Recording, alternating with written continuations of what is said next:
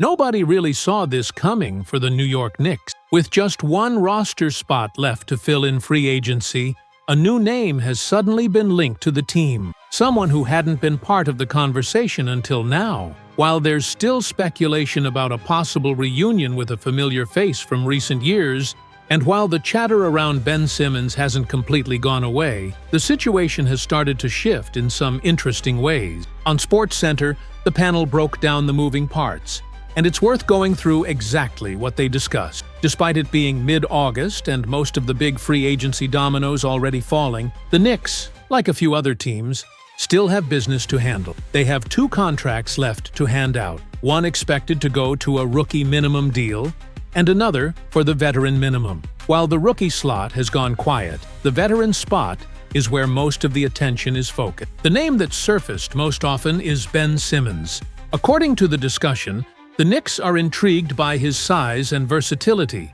The idea that he could be both a front-court presence and a primary ball handler is rare in today's league. Simmons is the only player on the market who can offer that combination, though the obvious concern is his lack of shooting. For years, off-season clips have shown him taking jumpers with confidence, but game situations tell a different story. Now 29 years old, he's coming off a season where he averaged just 5 points, 5 rebounds, and 5.5 assists between the Clippers and Nets, before being played off the floor in the postseason against Denver. Still, the panel noted that New York's interest remains, and it's not just about Simmons. Another possible target is a traditional center, which makes sense given their current rotation of Karl-Anthony Towns, Mitchell Robinson, and Ariel Hukporti. If Tom Thibodeau opts for a double-big lineup with Towns and Robinson starting, that leaves just one true backup 5 on the roster.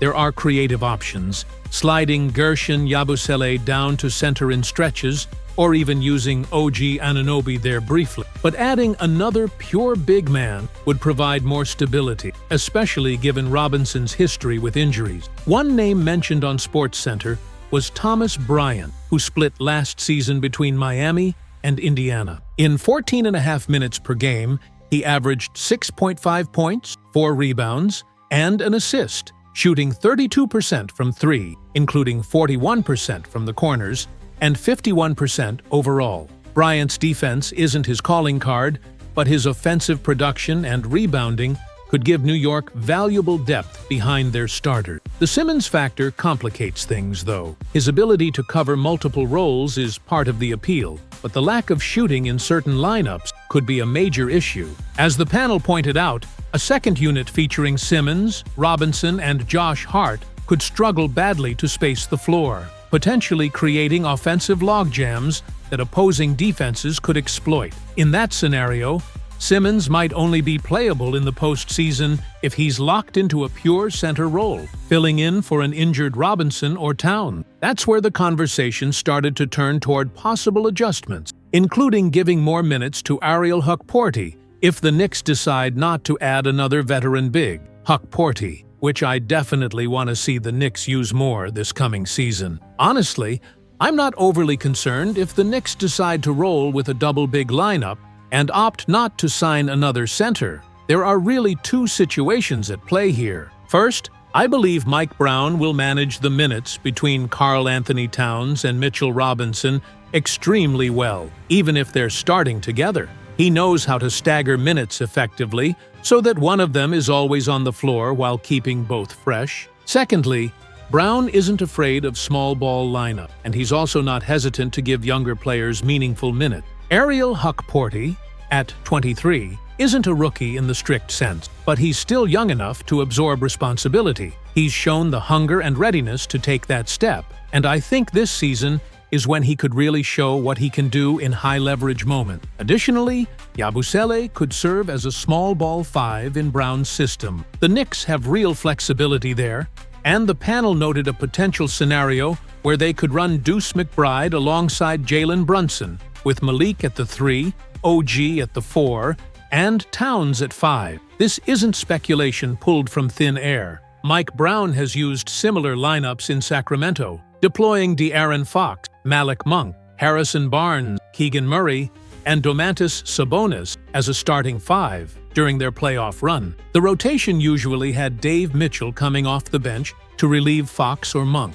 showing that Brown is comfortable leaning heavily into small ball at the start of games and for extended periods. The discussion also compared Towns' versatility to Sabonis' previous role with the Kings. Sabonis often played 5 while providing shooting and rim protection, but Towns offers even greater flexibility, capable of sliding between 4 and 5 seamlessly. This allows the Knicks to maintain spacing and defensive balance, something Brown has mastered from his time with Sacramento. Towns at 5 in certain lineups shouldn't be a surprise, especially if Brunson and McBride are in the backcourt, replicating a system Brown has seen succeed elsewhere. The conversation then turned to Thomas Bryant, a player who caught the panel's attention given his previous performance in the Eastern Conference Final. In 4 games against the Knicks, he hit timely threes, including a 50% mark from deep, although on limited attempts. His standout game came in the elimination matchup, where 3 clutch threes helped swing momentum against New York. Bryant, now a free agent, is reportedly in advanced discussions to sign a deal potentially worth up to $3 million per year, according to overseas sources. If that deal goes through, he could provide the Knicks with scoring off the bench and some interior rebounding, though there's also the chance he opts to play overseas for a larger role, similar to what Daniel Theis did in a prior season. Finally, the panel turned their attention to Precious Achiuwa. Achiuwa's role with the Knicks has been more limited, but he has shown flashes of effectiveness, particularly in the playoffs. Over 17 career playoff games, he averaged roughly 3.5 points, 3 rebounds, and nearly a block per game. Last season, during stretches where injuries forced the Knicks to rotate heavily, Achiuwa saw about 20 minutes per game, averaging 6.5 points, 5.5 rebounds, while shooting 48% from the field and providing solid defense with over a block per game. There's clearly interest in evaluating whether Achiuwa could return as a rotational big, giving New York flexibility at the 5 and offering depth that complements Towns and Robinson. So, as the panel outlined, the Knicks have multiple ways to approach their final roster spots. Whether it's trusting Hukporti and Yabusele in creative lineups, adding Bryant for depth and scoring, or considering Achiuwa for defensive versatility, the team has options that give Mike Brown the flexibility to experiment and maximize his rotation. This could be a critical factor in maintaining consistency and resilience over a long NBA season. Finally, the conversation turned more specifically to Precious Achiuwa, a player who's shown flashes of impact but whose future with the Knicks has been uncertain. Over his time in New York, Achiuwa averaged roughly 6.5 points, 5.5 rebounds, and nearly a block and a steal per game. Notably, he achieved this in inconsistent minutes, which makes those numbers even more impressive. Defensively, he was a positive presence on the floor, and he shot about 50% from the field during his stints. At certain moments, Achiuwa was an extremely helpful piece for the Knicks, particularly when injuries forced rotations to shift and younger players were getting major minutes. Since then, however, there hasn't been much news regarding Achiuwa's next destination. He purchased a home in South Beach, Miami, which some speculate might signal a return to the Miami Heat, where his career first took off. At the same time, Achiuwa has remained in touch with his Knicks teammates from that era, keeping lines of communication open and showing he still has ties to the locker room culture. Even casual interactions like joking exchanges with Josh Hart hint at the ongoing camaraderie within the group.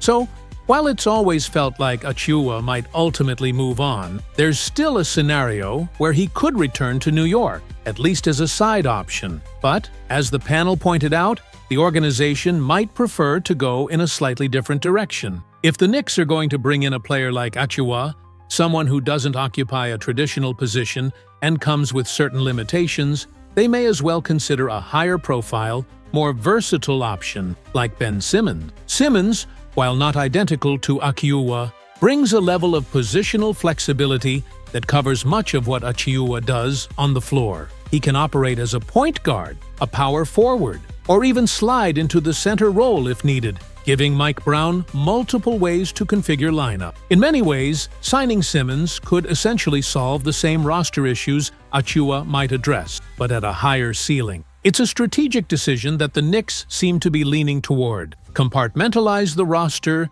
and bring in Simmons as the primary versatile piece rather than rely on Achiuwa.